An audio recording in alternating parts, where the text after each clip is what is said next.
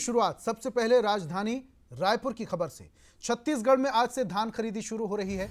3100 रुपए में धान खरीदेगी सरकार। सीएम विष्णुदेव साय के निर्देश पर तैयारियां पूरी। 2739 केंद्रों पर धान की खरीदी होगी। 31 जनवरी तक किसान अपनी धान बेच सकेंगे। अवैध परिवहन पर भी कड़ी निगरानी रखी जाएगी। प्रदेश में 27 लाख से ज्यादा किसानों ने रजिस्ट्रेशन कराया है। इस साल 1 लाख से ज्यादा नए किसान रजिस्टर्ड हुए हैं। ये बड़ी खबर है।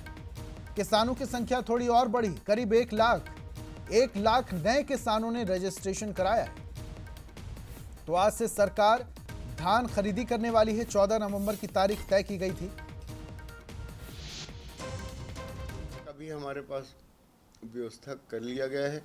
बारदाना हम अभी तक हमको नया बारदाना 82% प्राप्त हो चुका है और भुगतान के संबंध भी चर्चा किए हैं कि किसान को किसी प्रकार से धान बेचने के बाद परेशानी न हो, कि बाहर से जो धान प्रदेश में आता है उसके लिए भी चाक चौबंद व्यवस्था होना चाहिए।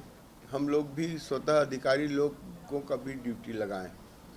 और ज्यादा जानकारी के साथ हमारे सहयोगी अनंत लाइव जुड़े हैं, सीधा रुख करेंगे। अनंत, यहां पर धान खरीदी को लेकर सियासत तो बहुत हुई, बयानबाजी भी बहुत हुई, लेकिन आज से आखिर में धान खरीदी शुरू हो रही है।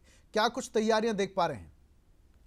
बिल्कुल, देखिए छत्तीसगढ़ को जो है धान का कटोरा कहा जाता है और इसी धान के कटोरे में धान का तिहार जो है अब वो आज किसान मनाते नजर आएंगे, क्योंकि इसकी पूरी शुरुआत जो है आज मुख्यमंत्री विष्णुदेव साय बालोद में जाकर करते नजर आएंगे। 2 बजे एक भव्य कार्यक्रम होगा और उसके साथ ही धान खरीदी की जो है शुरुआत होगी। उसके अलावा देखिए धान खरीदी केंद्र में भी मुख्यमंत्री पहुंचेंगे।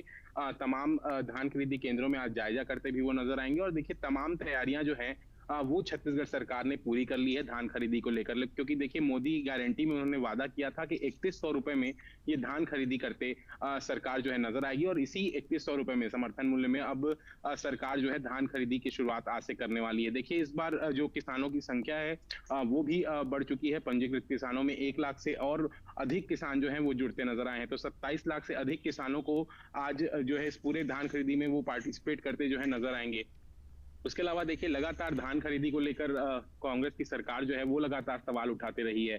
कभी टोकन सिस्टम पर सवाल उठाते रहे हैं, उसके अलावा धान खरीदी केंद्रों को लेकर सवाल उठाते रहे हैं। लेकिन देखिए जब छत्तीसगढ़ सरकार इस बार पूरे टोकन सिस्टम के साथ साथ ही बारदानों की जो कमी होती थी उसे भी उन्होंने पूरा कर लिया है। 80% से अधिक जो बारदाने धान खरीदी केंद्रों में पहुंचने चाहिए थे वो पहुंच चुके हैं। उसके अलावा देखिए सभी किसानों को, पंजीकृत किसानों को टोकन भी बांट दिया गया है।